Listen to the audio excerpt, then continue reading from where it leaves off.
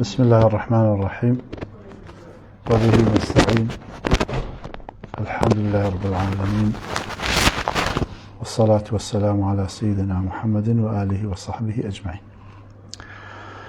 أعزائنا السلام عليكم ورحمة الله وبركاته. مكاتبتان شاد وكامران بپشتیوانی خوای گەورە چنە سەروانەی سێهەم لەوانەکانی پایەمی برایەتی کە لایەنی دووەم بەکات. دەرسی پێش و باسیەمان کرد کە وتمان دژمنایەتی کردنی مرۆڤ لەگەڵ برای مرۆڤی خۆیدا لە ڕوانگەی حەقیقەتەوە بەستەم دەژمێرێت. ئەمڕۆ باسیەوە کەنکەوە لە ڕوانگەی حکمەتیشەوە هەر بە دژمنایەتی بەستەم دەژمێرێت. ئەوە لە ڕوانگەی حەقیقەتەوە ستەمە مرۆڤ دژمنایەتی برای خۆی بکات، لە ڕوانگەی حکمەتیشەوە. البته وشەی حکمت یعنی لە قورئانی کەریم لە سونەی پێغەمبەردا و لەسەر زمانی هەموو کەسێک وشەیەکی زۆر بەکارهاتووە. کورتیەکەیشی ئەوەیەکەوە هەر شتێکە وتت حکمەتی تێدایە واتە مەبەستی تێدایە، واتە هیچ شتێک بێ مەبەست نییە، واتە هەر شتێک لە جێگەی خۆیدا، قسە لە جێگەی خۆیدا بوو، لە کاتی خۆتا بوو، ئەو پێوەن قسێکی حەکیمانەیە. کارێک کەوا لە جێی خۆیدا بوو، لە کاتی خۆیان بوو، سوود بەخش بوو، ئەڵێن کارێکی حەکیمانەیە. والحاصل حکمت یعنی پەیڕەویکردنی شتەکان لە کات و سات و شوێنی گونجاوی خۆیاندا بەو جۆرێکەوە ئیجابی بێ و سوود بەخش بێ. ئیجا ئێستا با بزانین چۆن مرۆڤ کاتێ دژمنایەتی برای خۆی ئەکات لە ڕوانگەی حکمەتیشەوە هەر بە ستەم دەژمێرێت. ئەلبەتە ئازیزان، ئەبێ ئەوە بزانیکەوە برایەتی نیعمەتێکی ئەجگار گەورەیە، بە تایبەتی برایەتی ئیمانی. نیعمەتێکی زۆر زۆر گەورەیە کە خۆی گەورە لە قورئانە لە سونەی پێغەمبەرە باسی ئەمە کراوە، کەوا یەکێک لە نیعمەتە هەرە گەورەکانی ئیسلام کە بەخشێتی بە مرۆڤایەتی بریتە لە نیعمەتی برایەتی. إنما المؤمنون إخوة. چەند جوانە، چەند خۆشە، چەند خۆشە کە ئینسان هەستەکە ئیمانداران برای ئەون. ئەها وەکو عەرەب ئەڵێ ڕب ئەخ لەکە لەم تەلده ئومک، لەوانێت تۆ برایەکە دەبێ بەڵام دایکت شەر نییە، دایکت نەیدی بێت، یعنی برات بێ و شەر نییە برای دایک و باوکیت بێ، مهم ئەوەیە وەکو برا لەگەڵ تۆدایە. و برای دایک و باوکی وەختێ برایەکی یعنی خۆشە کە برایەکی ئیمانیش بێت. بەڵام ئەگەر بێت و حەقیقەت لێک بینەوە برای ئیمانی، بەڕاستی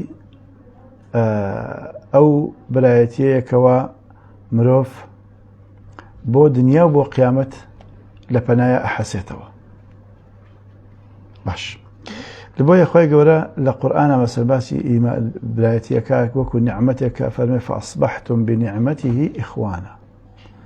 ئێوە لە سایەی نیعمەتی خۆی گەورەوە بوون بە برای یەکتر. اینجا برایەتی ڕەحمەتە و بەرەکەتە بۆ دنیای مرۆڤ، بۆ قیامەتی مرۆڤ. یەکێک لە سیفەتەکانی ینی برای ئیماندار لەگەڵ براکەیدا ئەوەیەکەوە بە مێهرەبانە لەگەڵیە، و دووهەمیش بریتێ لەوەی ئیثاری ئەو ئەدا بەسەر خۆیە، واتە ئەوەی شتێکە خۆی زۆر پێویستی پێیەتی کاتێ دەبینێ یان دەزانێت براکەی پێویستی پێیەتی، وەکو قورئانە فەرمێ ويؤثرون على أنفسهم ولو كان بهم خصاصة، وەکو برایەتی کۆچەرەکان و یاریدەدەرەکان کە مهاجرین و ئەنسارن. لەبەرەوە برایەتی مافی هەیە. المسلم وأخو المسلم لا يظلمه، ظلمی لێ ناکات، لا يخذله،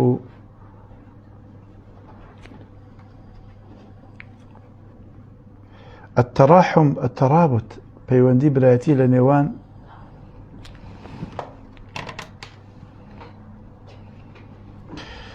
تەراحم و تەرابط و پەیوەندی نێوان براکان زۆر زۆر گرنگەکەوە ڕێک بخرێت و وەکو چۆن حەدیثێکە فەرمێ مثل المؤمنین في توادهم وتراحمهم وتعاطفهم يعني نمونەی ئیمانداران لە تەڕاحم و تەعاتوفیانە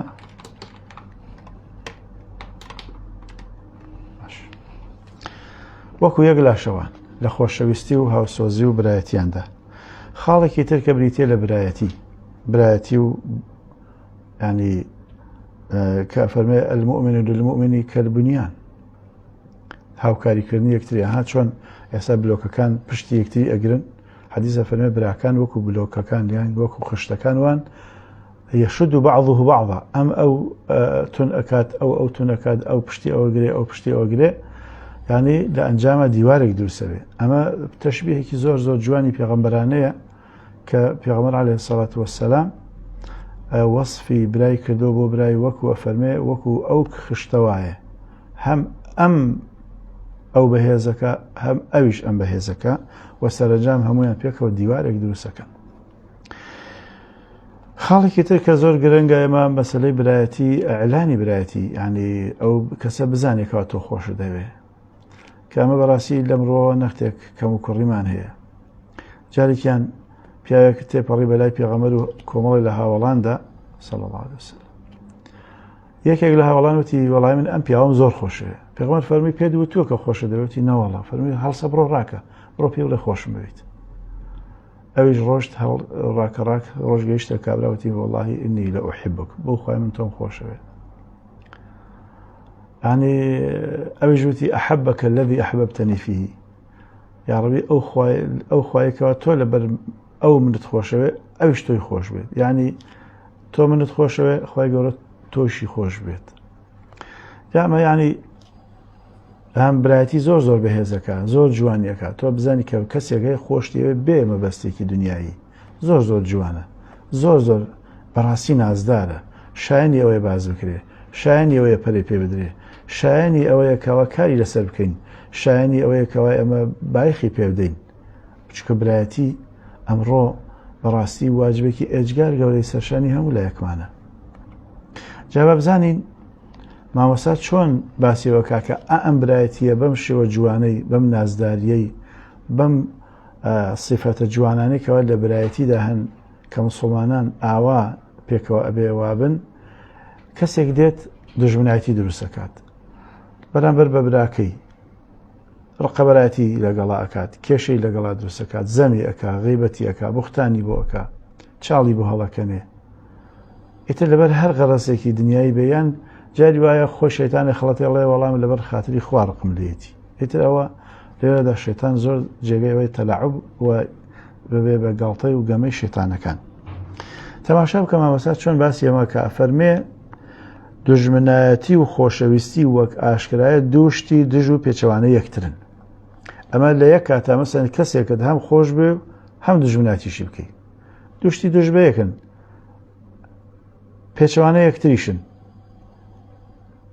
وەک تاریکی و ڕووناکی وان، و خۆشەویستی و دژایەتی کردن وەکو تاریکی و ڕووناکی وان، هەرگیز یەک ناگرن. یعنی ناکرێ مەسەن لە یەک کاتا ئەم دڵە ڕقی لە فڵانە خەز بێ و خۆشیشی بێت، ممکن نییە. و بە جۆرێکی ڕاستەقینە بە یەکەوە کۆ نابنەوە. چۆن بە یەک ڕاستەقینە کۆ نابنەوە؟ ئێستا شەرحێکی زۆر زۆر جوان نازاریەکە کە بەڕاستی حەقە لە ئاسیا زۆر زۆر هەڵوێستە بکەین. ئەفەرمێ ئەگەر هۆکارەکانی خۆشەویستی کۆبوونەوە، پەرەیان سەند، لە دڵدا ڕیشیان داکوتا، ئەوە دژمنایەتەکە دەبێتە شتێکی ڕواڵەتی. ئەگەر ئەم خۆشەویستیە، هۆکارەکانی خۆشەویستی ئیتر هاتوچۆیە، هەدیەیە، محەبەتە، تێکەڵاویە، سوودگەیاندنە، دەرس و دەورە، لە مزگەوتایە، لە بەرژەوەندیەکانی دنیا و قیامەتیایە، وردە وردە ئەمانە تێکەڵە بن، خۆشەویستی زیادەکە ئەم هۆکارانە و زیاتریش کۆبوونەوە، پەرەیان سند، لە دڵا ڕیشەی داگڕای کێشایتر ئەم کەسە ئەو کەسی خۆشەوێت لەبەر خاتری خوا، لەبەر خاتری خوا خۆشیەوێت، خۆشەویستی ئەو کەسە چۆتە ناو دڵیەوە. ئەگەر بێت و ئەو کەسە کاری خراپیش بکە، ئەم دژایەتیشی بکە، دژایەتێکە ئەبێ بە شتێکی ڕواڵەتی، چونکە لە دڵا خۆشەوێت. نەگەرەوە فەرمێ بەڵکو لەوەش تێپەڕ دەکات و بە شێوەی مێهرەبانی و بەزەیی لە خۆی دەگرێت. هەمی وەکو بڵێ ئەگەر هەڵەیش بکە ئەگەر خراپەیش دژاتیش لەگەڵا بکە ئەمە وەکو مێهرەبانیەک چونکە لە دڵا خۆشیوێ ئەڵێ وەڵڵاهی ئەوە نەم خۆشەوێت دڵم نایە قسێ بکەم ئازاری پێوگا ئەوەندە خۆشمەوێ ینی با دژاتی منیش بکە با منافەسم بکە با کێشم بۆ دروستکە با سەرێشم بۆ دروستکە بەڵام ئەوەندەم خۆشەوێ دڵم نایە دڵم ڕێگام نادا بە هیچ شێوەیەک ئازاری بدەم یان خەڵەتێکی لەگەڵا بکەم. لەبەرەوە لە ڕووی میهرەبانی میهرەبانانە لەگەڵی ئەجوڵێتەوە. چونکە مرۆڤی باوەڕدار برای باوەڕداری خۆی خۆش دەوێت. مرۆڤی باوەڕدار هۆبراکان خوشکەکان لەگەڵ ئێوەیەتی لەگەڵ منیەتی لەگەڵ هەموو ئیماندارێکی تر ئەفەرمێ مرۆڤی باوەڕدار برای باوەڕداری خۆشەوێت. یعنی ئەمە لە قورئانە هاتووە لە حەدیثە هاتووە. خۆشەویستی برا بۆ برا خۆشەویستی ئیماندار بۆ ئیماندار. لەن تؤمنوا حتى تحابوا. ئیماندار نابن تا یەکتریتان خۆش نەوێ. لەبەرەوە ئیماندار براکەی خۆی خۆشەوێت. ئەمە حەقیقەتێکە کە ئێمە ئەبێ لە ئاسیا بوەستین. ئایا تۆ هەر کەسە ئیماندار بوو خۆشە دەوێ؟ پرسیار بکە لە خۆت. لەبەرەوە فەرمێ مرۆڤی باوەڕدار برای باوەڕداری خۆی خۆش دەوێت و ئەم خۆشەویستیش شتێکی پێویستە لەسەر یعنی بە ئازایەتی نازانێ. یعنی نایکا بە منت بەسەریەوە واجبە لەسەر شانی. چەند جوانە نایکا بە منت بەسەر ئەم برایەوە کە بڵێ وەڵات چاکەی لەگەڵاکەم وەکو بڵێ منەتی بەسەرا بکە و کۆ من خۆشمێ و ئیتر ها هینی بکە داماوە ئیحراج بێت. نە ئەم برایەتیە بە واجبی سەرشانی خۆی ئەزانێ ئەڵێ من واجبە لەسرم ئەم برایم خۆش بێت واجبە لەسرم ئیماندارانم خۆش بێت. ئێخ واجبە وەکو چۆن واجبە لەسرت ئیماندار بی واجبە لەسرت ئیماندارانشت خۆش بێ. ئەگینا ئەم ئیمانە لەکوێ بوو؟ لەن تؤمنوا حتى تحابوا. ئیمانەکە ئەگەر ئەم محەبەتی لەگەڵانە بوو ئەم ئیمانە لەکوێ بوو؟ چی لێ هات؟ کووە؟ لەبەرەوە کەواتە هەر ڕەفتارێکی ناشرین لە براکەیەوە ببینێت ئەمە مرۆڤە. ئەمێ واقعی بین. مشکلەی ئێمە ئەمڕۆ لەمەدا زیاتر ئەمەیە کە مسلمانێک تەعاملی لەگەڵاکەین مسلمانێک بە برای خۆمان ئەزانین ئەمانەوێ ئەو مسلمانە مەلایکەت بێ نابێ هەڵە بکە یاک هەڵەکە لە بەرچاومانەکەوێ. ئێمە لەکوێ دینا هەیە؟ ئێ بە خۆمان هەڵە ناکەین. لەبەرەوە بەڕاستی ئەبێ ئێمە واقعی بین. یعنی تۆ برا ئیماندارەکەتت بە هەڵەکانیەوە خۆش بێت. تاو ئەمە برایەتیەکە. ئەو کاتە هاوکاریش یەکەی بۆی واز لە هەڵەکانی بێنێ. ئەوەیە برایەتی.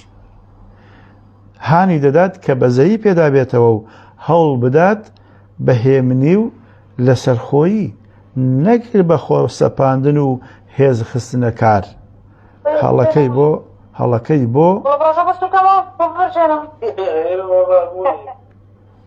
بۆ ڕاست بکاتەوە. هەڵەکەی بۆ ڕاست بکاتەوە. ئەمە بەڕاستی بەڵام بەم شێوەیە ئەفەرمێ هێمنی لەسەر خۆی نەک بە خۆ سەپاندن و زەبر و زەنگ بەکارهێنان و شکاندن و سمعە شکاندن و گلەیی کردن و ئەم جۆرە شتانی کەوا ئەمڕۆ لەناو ئێمەدا باوە. یعنی برایەتی ئاوایە. هەڵەیەکی تیابینێ زۆر بەهێمنی لەسەر خۆی بە سەلیقەیەکی جوان و حەکیمانە وەکوایەتەکە فەرمێ. هەڵەکەیشی بۆ ڕاستەکاتەوە و دڵیشی زویر نابێ. تەماشاکەن چونکە پێغەمبەر صلی الله عليه وسلم چی فەرمووە؟ لە فەرمودەیەکە فەرموویەتی عليه الصلاة والسلام لا يحل لرجل أن يهجر أخاه فوق ثلاث ليال يلتقيان فيعرض هذا ويعرض هذا وخيرهما الذي يبدأ بالسلام. واتە حەڵاڵ نییە حەڵاڵ نییە یعنی حرامە کە حەڵاڵ نەبوو حرامە. حەڵاڵ نییە هیچ کەسێک لە 3 شەو زیاتر دەنگ لە براکەیدا ببڕێت قسەی لەگەڵا نەکات بەعز بێ لەگەڵیا وەکو خۆمان دەڵێن بە چەشنێک کە بە یەک بگەن کاتێ ئەگەن بە یەک کوردەڵێ لوتی تەقا بە لوتیە پشت لە یەکتری هەڵ بکەن ئەم لوتی بەو دیوە ئەو لوتی بەو دیوە پشت لە یەکتری بکەن و ڕوو وەرچەرخێنن نەخێت ئەوە غەڵەتە و حەڵاڵ نییە. باشترینی ئەو دوانەش کامەیانە ئەوەیانە لە پێشدا ئەوی تریان ئاش دەکاتەوە و سڵاوی لێ دەکات و دەست پێش دەخات و سەلامی لێکات ئەمە باشترینیانە. تەماشا بکەن یعنی ئەگەر ئەمە نیشانەی چیە بەڕێزان ئەفەرمێ هەر ڕەفتارێکی ناشرین کە لە برادە براکەیەوە ئەبینێت مەسەلەن لەسەر سیفەتێکەوە تۆتە بینیان سیفەتێکی ناشرین لە براکەیە ئەبینێ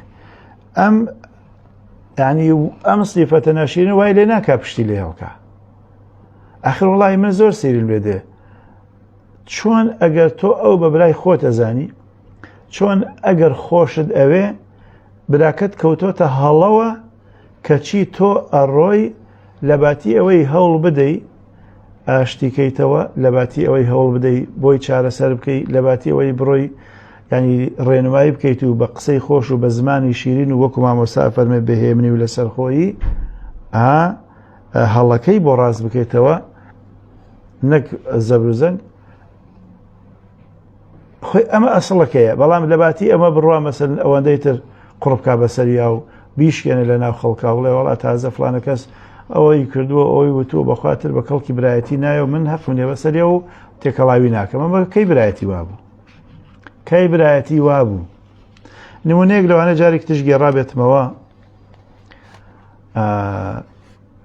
ئەبوو دەردا خوا لێ ڕازی بێ ئەبوو دەردا جارێکیان لەگەڵ کۆمەڵی لە هاوڕێکانیە هەموو سەحابە بوون ڕۆشتن بۆ شوێنێکی چۆڵی دەرەوەی مەدینە دەبینن کابرایەک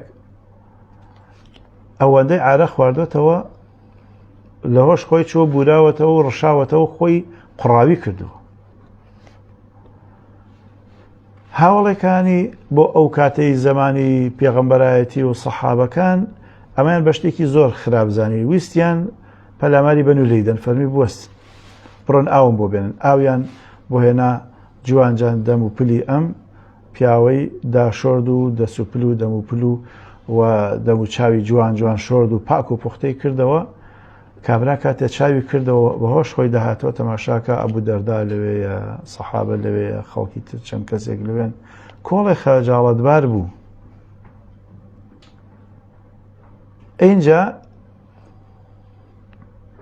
ئەبوو دەردا نەختێ قسەی خێری بۆ کرد و ئەویش وعدیدا جارێکی تر ئەمە نەکات پەشیمان بێتەوە ئەبوو دەردا فەرمی بە هاوڕێکانی برایان کاتێ برایەکمان تووشی هەڵەیەک دەبێ یعنی تووشی کارەسات و موسیبەت بووە یعنی ئەگەر برایەکمان تووشی موسیبەت ببێ ئەبێ پشتی لێ هەڵکەنیان یارمەتی دەین بۆ نمونە بکرێتە ناو بیرێکەوە ئەبێ ئێمەش بەرد بکەین بەسەریا بۆی باشتر نقمی کەین لە ناو بیرەکە یان ئەبێ هەوڵ بدەین بهێنە دەرەوە یان ئەبێ بەری بهێنە دەرەوە ڕزگاری کەین فەرمووی کاکە ئەم پیاوەش کەوتۆتە ناو چاڵ و بیری گوناحەکانەوە ئەبێمە هەوڵ بین ڕزگاری کەن ئەمە مافی برایەتیە جا بەڕێزان برایەتی ئاوایە ئێمە خۆمان مەلایکەت نین ئێمە خۆمان فریشتە نین یەکێک ئەگەر ئێمە هەڵەیەکمان کرد هەر کەسێ هەڵەیە بکە ئەوانی کە پشتی لێ هەڵکەن ئیتر نابێت کەس چە لەگەڵ کەسا بکە هەمووی هەڵاکات هەڵا بچووک بێ گەورە بێ بەڵام ئازایەتی بۆ ئەو کەسەیەکەوە کاتێکەوە براکەیشی هەڵاکە ئەم پشتی لێ هەڵناکە ئەم بەدەمیەوە ئەچێ ئەڕوا هەوڵ ئەدەگا لەگەڵیا بە شێوەیەکی ژیرانە و سەریقەدارانە و حەکیمانە وردە وردە ئەهێنێتەوە بۆ سەر جادەی ڕاستی ئەمە ئەگەر بێت و ینی خۆشەویستی لە دڵا بوو ئاوایە ئەو کاتە حتا دژمنایەتیکردن و ڕقەبەرایەتیکردن و ناحەزی هینجکردنیش ئەبێ بەڕواڵەتی فترەیەەکە کە ئەو هۆکارانە نەمان مەسەن ئەبوو دەردا ئەو پیاوەی خۆشەویست کە کەوت بۆ ناو چاڵک چونکە ئەیزانی موسڵمانە بەڵام تووشی گوناح بووە لە دڵا خۆشیەویست هەڵسا ڕزگاری کرد هەرچەنە خەڵەتیشی کردبوو لەوانە سەرزەنیشتیشی کرد بێ قەیچێکە بەڵام مهمەوەیە ئەم خۆشەویستیە ئەوە نییە بڵێ وەڵایتر مادام هەڵی کردەوە و زەڵی سفری بەسەرا بێنم نەخێت بەڵام برایان ئەمڕۆ ئەمە خۆی حتا سەحابەکان کە کێشە لە نێوانیاندا بووە مامۆستا لە شوێنی ترا باسیەوەکە مەسەلەن لە بینی سەحابەکانی وەکو ئیمامی عەلی حەزەتی مەعاویە خاتو عایشە حەزەتی مەعاویە و لە ناو سەحابەکانی عەشەرەی مبەشەرە وەکو زوبەیری کوڕی عەوام و عوبەیدوڵڵای کوڕی تەڵحەی کوڕی عوبەیدوڵڵا ئەوان کەوا لەگەڵ عایشەدا یەکیان کردووە دژی با بڵێن ئیمامی عەلی و کۆمەڵێک ئیشکالیات لە نێواندا دروست بووە ئەم ڕقەبەرایەتی کردنیان لەبەر ئەوەی لە دڵا یەکتریان خۆشویستووە ئەم ڕقەبەرایەتیان ڕقەبەرایەتێکی ڕواڵەتی بووە حەقیقی نەبووە یعنی لە حەقیقەتە ئیمامی عەلی ڕقی لە ئیمامی مەعاویە نەبووە ئیمامی مەعاویەش لە حەقیقەت و لە ڕاستیدا ڕقی لە ئیمامی عەلی نەبووە و دەبینی لە قۆناغەکانیشە کاتێکەوە ئاش دەبنەوە کاتێکەوە تەفاهومەکەن فعلەن ئەوە دەبێدی دەکەیت کەواتە گرنگە کەوا ئێمە بزانین ئەگەر بێت و خۆشەویستەکە لە دڵا بوو ئەو کاتە نیگەرانی و حتا دژمنایەتەکەش ئەبێ بە ڕواڵەت و فترەیەکە و کە ئەوە ڕەویەوە خۆشەویستەکە هەر بەرداوامە بێت بەڵام ئەمە باشە بەڵام کارەسات شتێکی ترە بەڕێزان کارەسات ئەمەیە ئەفەرمێ ئەگەر هۆکارەکانی ڕقەبەرایەتی و دژمنایەتی پەرەیان سند ئەمە خراپە جا بزان ئەمڕۆ کام لەم دوانە لە پێشەوەیە خۆشەویستەکە لە دڵایە و حەقیقیە یان ڕقەبەرایەتیەکە لە دڵای و حەقیقیە گاتن ئەگەر هۆکارەکانی ڕقەبەرایەتی و دژمنایەتی پەرەیان سند و ڕەگ و ڕیشیان لە دڵدا بڵاو کردەوە ئەم ناخە پڕ بوو لە ڕق ئەم ناخە سیخناخ بوو بە کەراهیەت و حقد و دژمنایەتی و ڕقەبەرایەتی و ڕەش بوو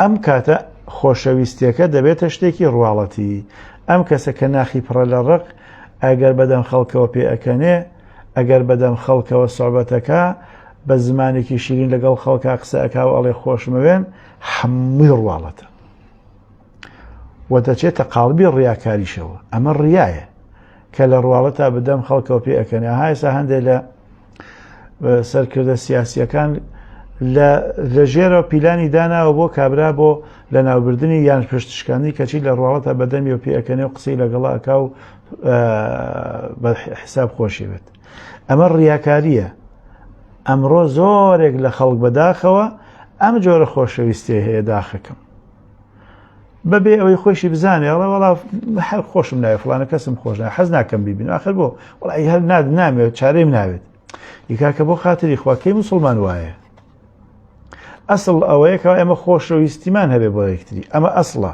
بەڵام ئەگەر بێت و هۆکارێکی ژاتە پێشەوە یەکێکمان خۆشنەویست ئەو هۆکارە و خۆشنەویست نەبێ کاتی بێ هەر کاتێ ئەو هۆکارە نەما وازی لە هەڵەکەی هێنابێ هەر خۆشمان بێ بەڵام تۆ دەیت لە ناخی خۆت پڕەکەی لە ڕق و کینەوە بغز لە ڕەشایی بەرامبەر بە خەڵک ئەمە لەکوێی دینا هەیە ئەمە لەکوێی ئیمانە هەیە ئەمە لەکوێی برایەتی هەیە کە قورئان و حەدیث داوایەکەن لە ئێمە لەبەرەوە خۆشەویستەکە دەبێتە چی ڕواڵەتی تەنها ڕووکەشە ئەو ڕووخۆشی و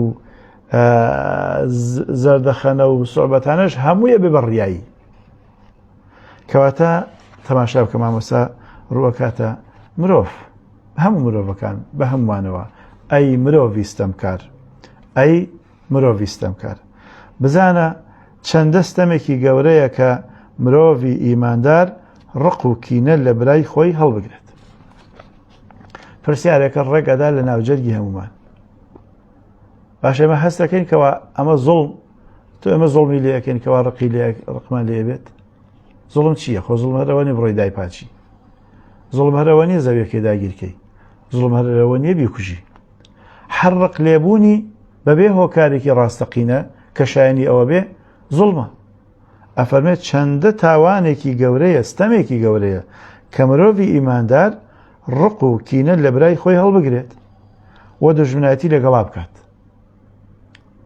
با بگەڕێنەوە بۆ ڕشت و عەقڵی خۆمان، با بگەڕێنەوە بۆ فەهمی خۆمان، با بە خۆماندا بچینەوە، با ئێمە ئاگامان لە خۆمان بێ، ئاگامان لە دینی خۆمان بێ، ئاگامان لە ئەیمانی خۆمان بێ، ئاگامان لەو پەیوەندی نورانیانە بێ کە پێویستە هەمان بێت.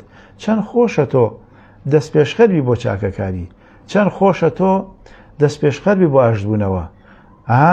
وخەیڕهما الذی یەبدأ بالسەلام، باشترینەکەیان ئەو کەسێ دەست پێشەخە و سەلامەکە. نەفس لەو کاتەدا ناهێڵێ، شەیتان نایەڵێ قورسێڵێ بەخوا زۆر قورسە بەلامەوە مەرحەبای بکەم، بەخوا زۆر قورسە بەلامەوە دەست پێش بخەم. نەفس و شەیتان ئەمەی لەلا قورسەکەن، بەڵام پێ بنەی بە نەفسە، لەعنەتی لێ بکەی، لەعنەت لە شەیتان بکەیت، سەلام عەلەیکم، ئاشبیتەوە لەگەڵیا. دوایی ئەوەندە هەز بە ئاسوودەی ئەەکەی، چووکە لە پیلانێکی شەیتان ڕزگارت بوو، لە داوێکی شەیتان دەرباز بووی. یعنی کە ئەفەرمێ ئەوە ئەعوذ بک من شەڕ النەفس والشەیطان وشەرەکیه، شەرەک چییە؟ تاڵەکانیەتی، داوەکانیەتی. یەکێک لە داوەکانی ئەمەیە کە وات لێ ئەکا بەلاتەوە قورس و سەخت و ئێجگار ناڕەحەت بێ، تۆ دەست پێشخەری بکەی بۆی لەگەڵ براکە تا ئاشبیتەوە و ڕووی خۆشی بدەیتێ. بەڵام کاتێکیش کە ئەمەت کرد، ئەوە تۆ زاڵبووی بەسەر شەیتانە، ئەوە داوەکەیت پساند، ئەوە ڕزگارت بوو، اینجا هەز بە ئیسراحەتێک و ئاسوودەیەکەی. ئۆ خەش، بەخوا ئاشتبوونەوە خۆشە، بەخوا برایەتی خۆشە، بەخوا هەنگاونان بۆ برایەتی زۆر عەجایبە. لێرەدا ئیتر شەیتان یعنی پیلانەکانی شکست دێنن، بەڵام تۆ سەرکەوتی.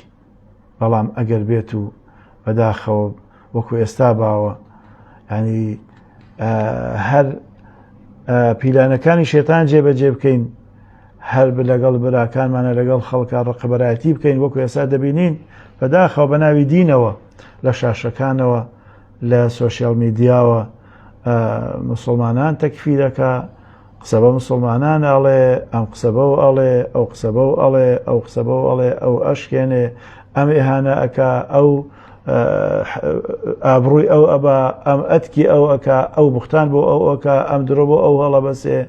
ئیتر یەک هەرایەکە نازانم ئەمە لەکوێ شتیوا هەبوو بێت. لەبەرەوە بەڕاستی زۆر زۆر گرنگەکەوە ئێمە وریابینەوە، بێدار بینەوە برایان خوشکان. ئەمە هەمووی غەڵەتە، ئەمە هەمووی تاوانە بەرامبەر بە ئەو دیوارە مەحکەمەی کە پێوترێت دیواری برایەتی، کە پێغەمبەر عەلەیهی سەڵات وەسەلام فەرمێ برا مسلمان بۆ مسلمان وەکو خشت وایە، یەشد بعضها بعضا، یەکتری ئەگرن، یەکتری بەهێزەکەن. بەداخەوە ئەمڕۆ مسلمان بۆ مسلمان بە عەکسی ئەوەی کەوا خشت بێ، بەڵکو چەکشە و یەکتری ئەشکێنن، کە ئەمە بەڕاستی جێگەی عەجەبە. لەکوێ دینی ئێمەدا ئەمە هەیە؟ لەکوێی ئیمانی ئێمەدا ئەمە هەیە؟ ئەفەرمێ چەند دەستەمێکی گەورەیە کە مرۆڤی ئیماندار ڕق و کینە، وەک ئەگەر ئێستا تەماشای ئەو شەیە، ئەگەر چەند بەردەوردەیەکی بێنرخ بە گەورە بزانیت و پێ دوابێت لە کەعبە پیرۆستر و لە چای حودش گەورەتر و بەرزترن، بە نەفام دادەنێت. یعنی گەر وا بزانێت ئەم وردە بەردانە بەقەد ئەحود و بقیە، نەفامیە. هەر بەو جۆرەش ئەگەر چەند هەڵەیەکی ساکاری کەم نرخ و بێبایەخی وەک بەردەوردەکان لە براکەتەوە دەربکەوێت، هەندێک هەڵەی وردی هەبێت بۆ دەرکەوێت، تۆ بچی لە تای تەرازوودا بەسەر ئیمانەکەیدا کە وەک کەعبە پیرۆزە و بەسەر ئیسلامەتەکەیدا کە وەک چیای حود گەورەیە قورسی بکەیت. یعنی ئاخر لەکوێ هەڵەیەکی بچووکی کردووە لێ گەورەکەن؟ ئەمە ئەمڕۆ ئەمە حاڵی ئێمەیە.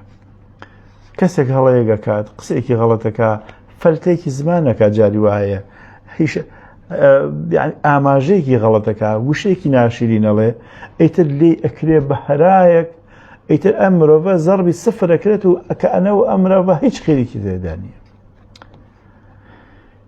وەڵای ئەوە تاوانە، ئەوە زوڵمەوە چی ینی؟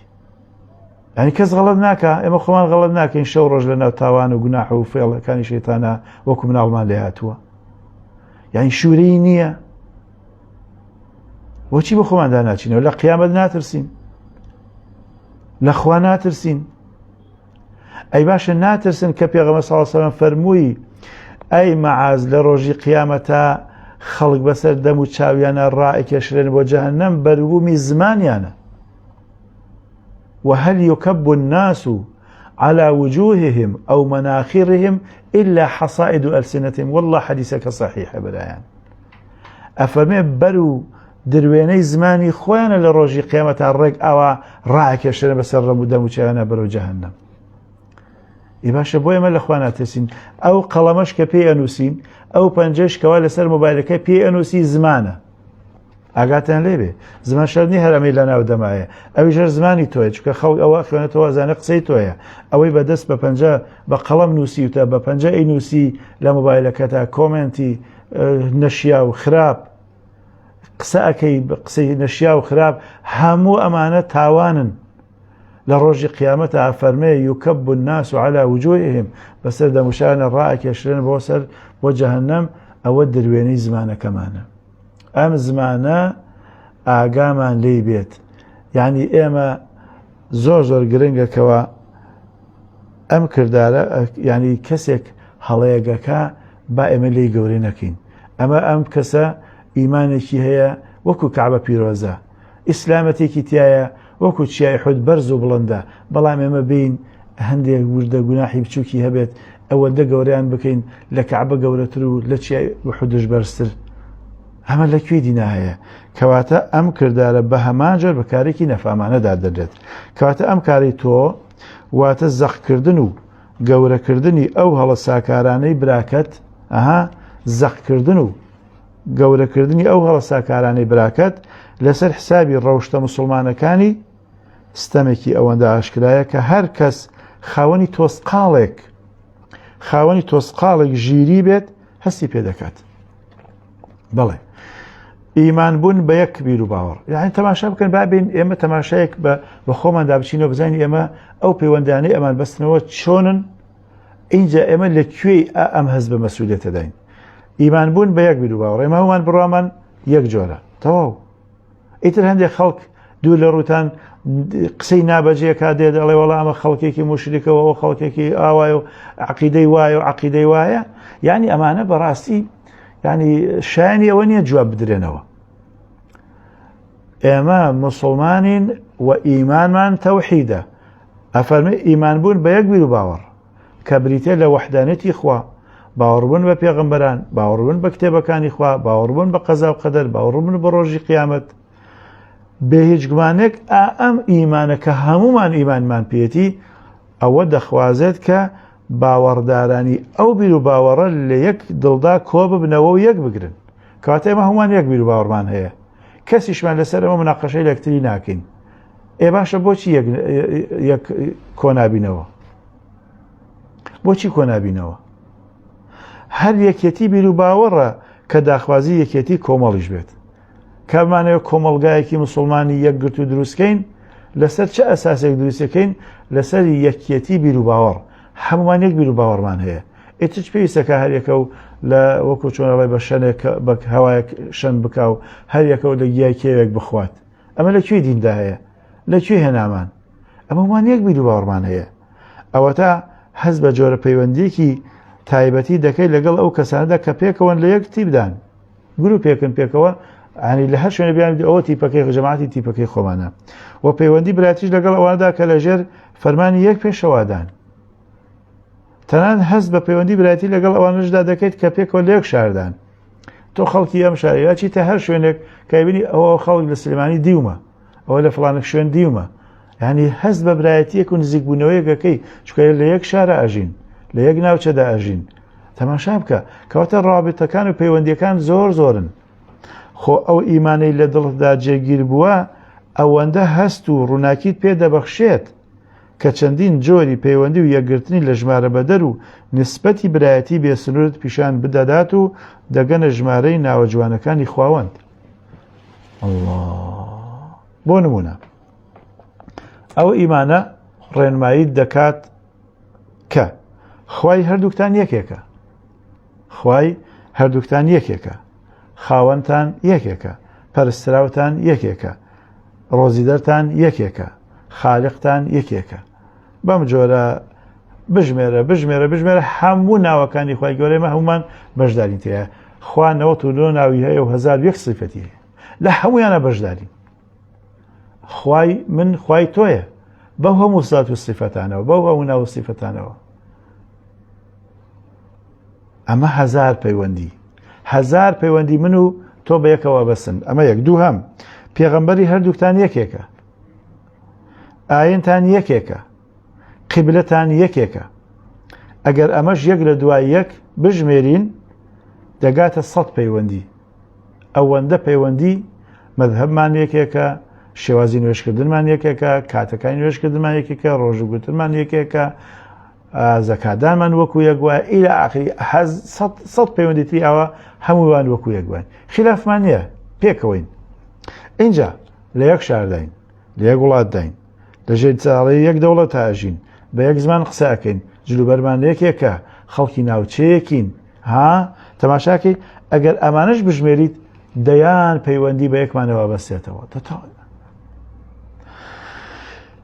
دا تەماشا بکەن بڕێزان چەند پەیوەندی هەیە ئیماندارانە بەسێتەوە بە یەکترەوە، بە تایبەتی ئەوانەیەکەوە لەم پەیوەندیانەدا هاوبەشن. ئەفەرمێ ئەگەر ئیمان ڕێنماییت بکات، ئەگەر ئیمان ڕێنماییت بکات، ئاگاتان لەم وشەیە بێت، ئەگەر ئیمان ڕێنماییت بکات بۆ ئەم هەموو پەیوەندیە زۆرانەی کە هەمویان داخوازی یەکێتی و یەکدەنگی و یەکگرتن و برایەتی و خۆشەویستین. ئەمانە هەمویان ئەوە دەخوازن کەوا ئێمە یەکێتیمان هەبێ، یەکدەنگ بین، یەکگرتنمان هەبێت، برایەتیمان هەبێ، خۆشەویستیمان هەبێت. هەموو ئەمانێک کە وتمان خوامان یەکێکە، پێغەمبەرمان یەکێکە، دینمان یەکێکە، نیشتیمانمان یەکێکە، زمانیمان یەکێکە، جلوبەرمان یەکێکە، بەڕاستی ئەمانە هەمویان چی دەکەن؟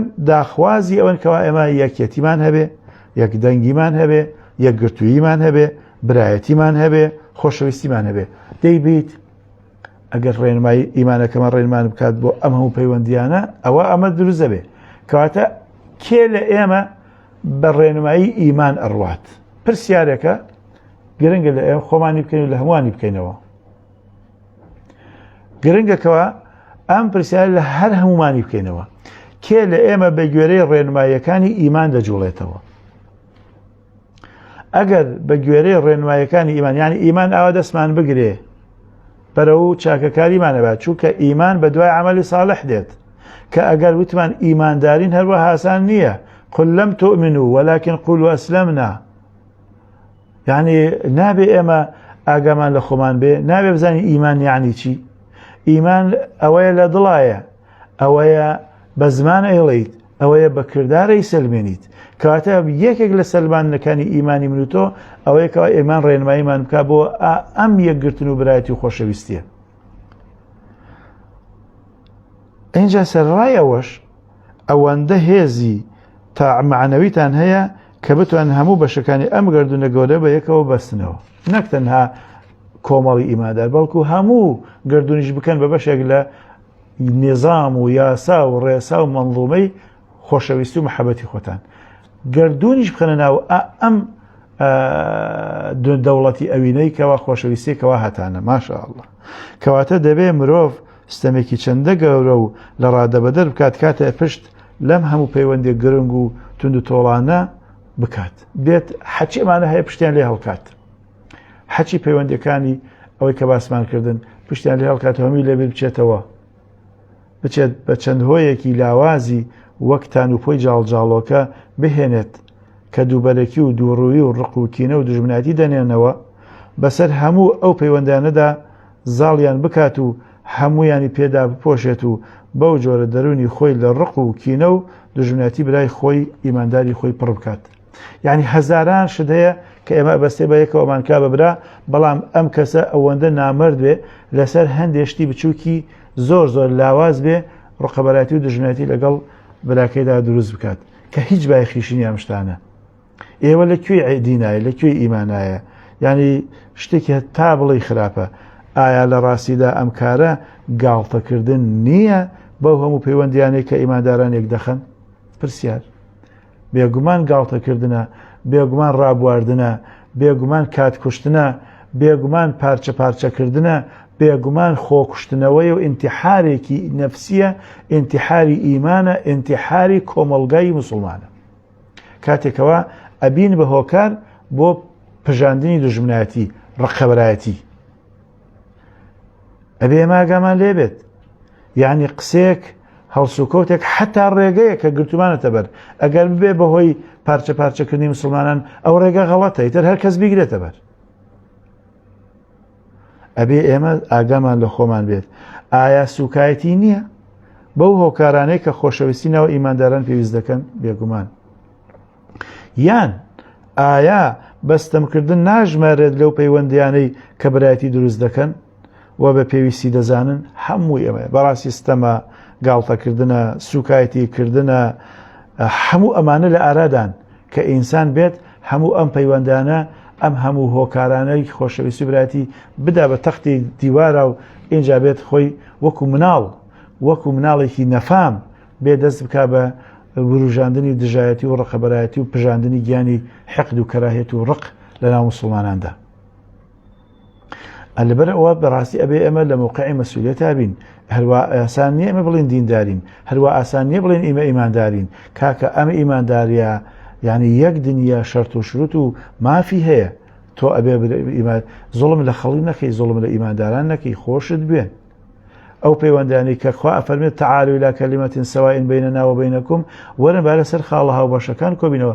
ئەوەندە خاڵی هاوبەشمان هەیە هەر لە ژماردن نایەن، هەزاران هەزار خاڵی هاوبەش لە بینی هەموو ئیمانداراندا هەیە.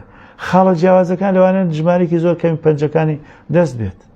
ئێلاشە من بۆچی هەزاران خاڵی هاوبەش بڕخەمە ئەو لاوە بێم لەسەر چەند خاڵێکی لاواز کە ئەویش وەکو داوی جاڵجاڵۆکەی مامەساواتەنی ئەوەندە لاواز و بێبایەخن هەر شایانی وەنێ باز بکرێت. یعنی سا تۆ دەبینی چەند کەسێک ڕقەبەرایەتی یەکتریەکەن دواییت هەست دەکەی ڕقەبەرایەتیەکان هەر زۆر بێمستەوایە، هەر زۆر پڕوپوچ، هەر عیبە باز بکرێ، ئەرێ بە لەسەر چی ڕقەبەرایەتی یەکتریەکەن ئەخیرە وردە تەماشاکەی لەسەر شتێکی هەر زۆر بێبایەخ. یعنی وەکو وایە دوو دەوڵەمەند بڕواتان هەبێ خاوەنی $1 ملیار بن، باشە بێن لەسەر $2 دژمناتی یەکتری بکەن. $2 ملیار $1 ملیاریان هەیە، $1 ملیاریان هەیە، بەڵام بێن لەگەڵ ئەم دوو دۆڵەمە لەسەر $2 دژمناتی یەکتر بکەن. چەند مای ینی پێکەنینە، چەند مای سوکایەتیە، چەند مای ینی بەڕاستی ئەوەیەکەوە ئینسان لە ئاسی ئەم جۆرە هەڵسوکەوتە بێن مستەوایەدا خەفەت بخوا، ینی داخ بچێ بە دڵیا لە داخی هەندێک مسلمانی ساویلکە کەوا دین و ڕێگا و داوایان کردو بە داوە و دینی ڕقەبەرایەتی و دژمنایەتی. دینی ئێمە دینی خۆشەویستی و برایەتیە. لەبەرەوە بە لە خوا بترسین، لە خوا بترسن. جا ئەگەر دڵت لە لێدان نەکەوت بێت، ئەمە ئاخر بڕگەیە کۆتای پێدێنم، ئەفەرمێ ئەگەر دڵت لە لێدان نەکەوت بێت، عەقڵیشت بە تەواوی دروستکایی لێ نەبڕابێت، هەست بەمە دەکەیت. کەواتە با ئێمە بە دوای دڵی خۆمان بگەڕین، بە دوای عەقڵی خۆمان بگەڕین، بە عەقڵ کار بکەین و دڵیشمان بکەین بە ڕێنمای خۆمان، ڕێنماییمان کاکە لە دڵا خۆشەویستی هەیە، عەقڵیشمان بکەین بە حەکەم و بڕیاردەر کە داهاتوومان بۆ مسۆگەر بکات. خی گەورە یارمەتیمان بدات دڵەکانمان بە خۆشەویستی خۆی، بە خۆشەویستی پێغەمبەرەکەی، بە خۆشەویستی دینەکەی، بە خۆشەویستی ئیمانداران ڕووناک بکاتەوە. خوای حەچی ڕق و کینە و بغڵ هەیە لە دڵی هەمووانە هەڵیکەنی، ولا تجعل في قلوبنا غلا للذين آمنوا. خوای هیچ ڕق و کینەیەک لە دڵماندا بەرامبەر بە ئیماندار دانەنەیت. ربنا إنك رؤوف رحيم. خوای تۆ مهرەبانی، خوای تۆ بە سۆزی، خوای بەزەی بێتەوە پیاماندا مە ئەو هۆکارانێکەوە خۆشەویستی و نزیکبوونەوەمان زیادەکەت ئەنکەن بیوروژینی لە ناوماندا. آمین والحمد لله رب العالمين والسلام عليكم ورحمة الله وبركاته.